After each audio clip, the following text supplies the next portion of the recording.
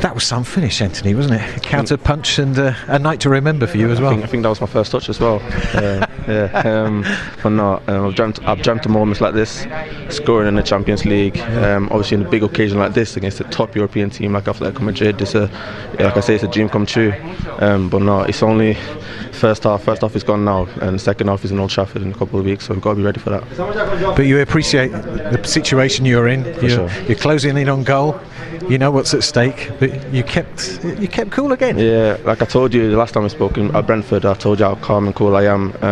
Whenever I get an opportunity for the club, I just want to repay the favour for the manager and just leave nothing on the tank and give him 150% every time I step onto that pitch, and just enjoy it. So he's got a lot of belief in you. When he needs something, he throws you on, and it's working for you right now. I just do what I can do when I get on the pitch. I always tell myself I want to be the best player on the pitch, leave like I'm the best player on the pitch. But yeah, I appreciate the boss. Like I said before, every time he puts me on, I just want to repay the favour to him. This might be a bit harsh, but up to that point, I'm not sure if Manchester United deserved an equaliser in. But I suppose that's what European football is about, staying in the game. Yeah, you got to stay in the game. Anything could happen. It's Champions League. It's the best club competition in the world.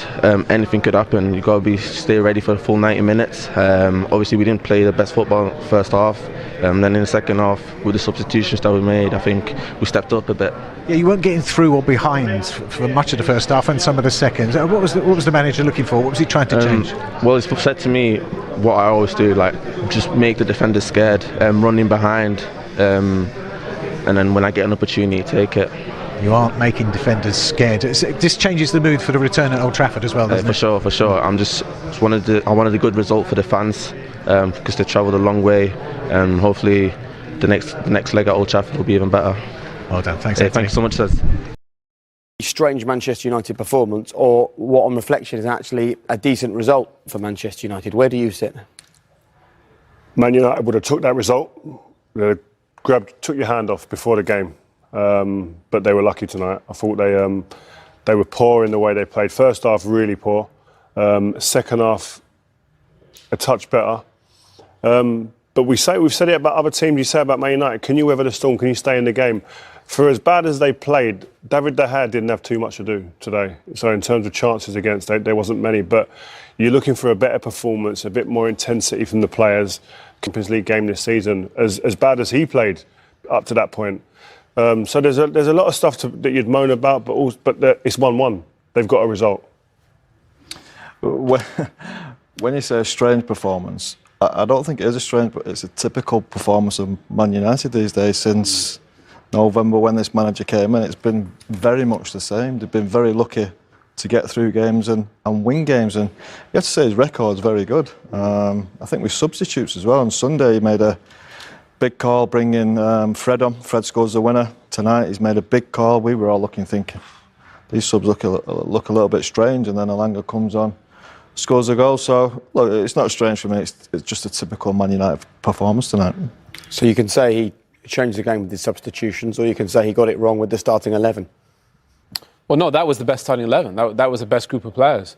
I thought Elanga just give them a bit of urgency, a bit of intensity. There wasn't anybody really running behind.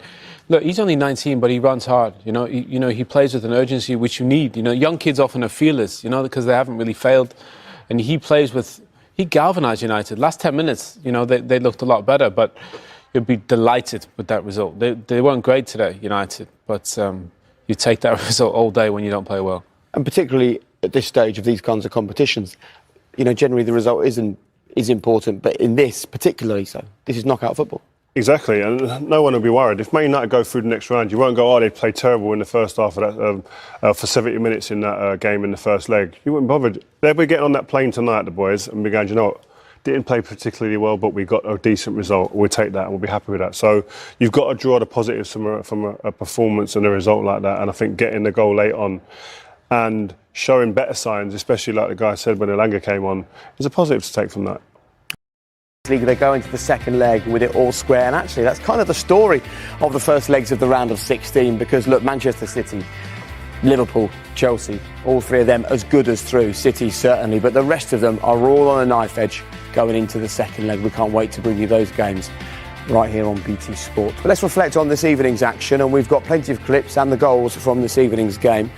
Should we just start with the opening goal and just get straight into it? Yep, here we go. We spoke about it at half-time. They deal with the first ball, and you expect this. You're going to get balls in the box, you've got to deal with it, but then it's after that. When the ball comes back in, they don't deal with it. It's a great header, you have to say, from Felix, but the marking in the box from Harry Maguire, I think as a defender, I think personally he'll be disappointed that he could have done more in that situation. Reid, do you think they're a little bit too high? You know, if we just run it again, you know, because often the hardest thing is, first of all, you clear the first one, and we all run out, don't we? We often run to the edge of the box there.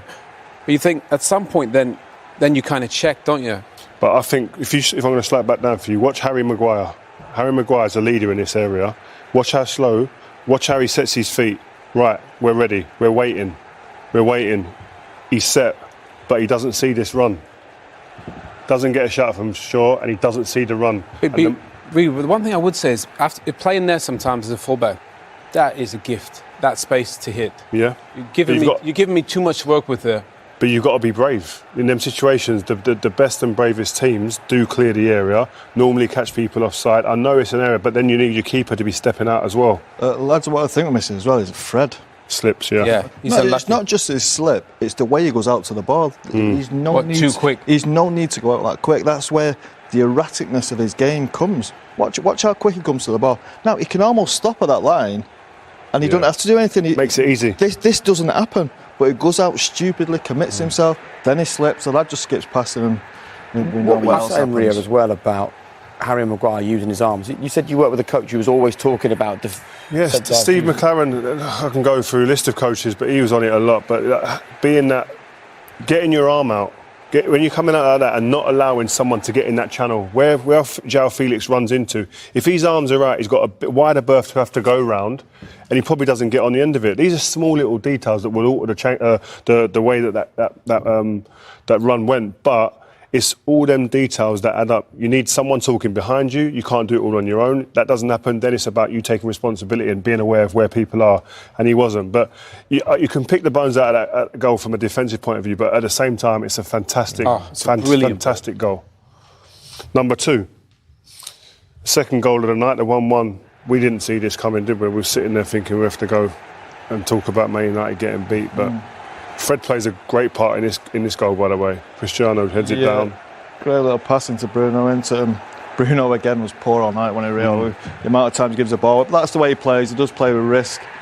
Defender again a little bit suspicious, I think, diving in. And we even think the finish is a little bit lucky. You can question the goalkeeper. I think he does get a little bit of drag on it. If you look from behind the goal, the keeper just falls backwards and the ball is nowhere near the corner of the net, really. It's more towards the middle. And I think the keeper should do better. If you look here, I agree with you. If you look here, he puts all his weight on his left foot, the keeper. Look, all his weight goes on his left foot. Can't react quick enough. Look at that space. Look at it, doesn't even go in the corner. The one thing that stuck out for me on that goal was Elanga. Just watch his urgency to run forward. There's nothing in this. Yeah, one little header there, little one there, and then it's a good ball from Fred. But look at the urgency from Elanga to go. He creates that on his own. I know he forces Bruno to pass on that ball. It's a mistake from the defender. But that urgency from Elanga, that's what it needs sometimes. Just somebody run forward. Can we talk about United generally then? Because you said, look, we thought we were going to have to talk about them getting beaten. And then Anthony Elanga goes and scores that goal. But shouldn't the conversation about Man United tonight still be exactly the same, even though they've scored that goal? Because you all said they still were underprepared at the start of the game. Bruno Fernandes still had a bad game. Paul Pogba still got hooked. Marcus Rashford still looked off it. There are still a myriad of questions. And I just wonder whether we're all doing our jobs right if that goal papers over those cracks and we don't discuss it. I don't think it papers over the crack. It does for tonight, but I think in the debrief at Carrington, I think they're honest enough there. The coaching staff, the manager will be sitting there and going, I'm not happy with a number of things and be looking to address it. And you mentioned Bruno there, in that he didn't play well, gave the ball away a lot today, which is true.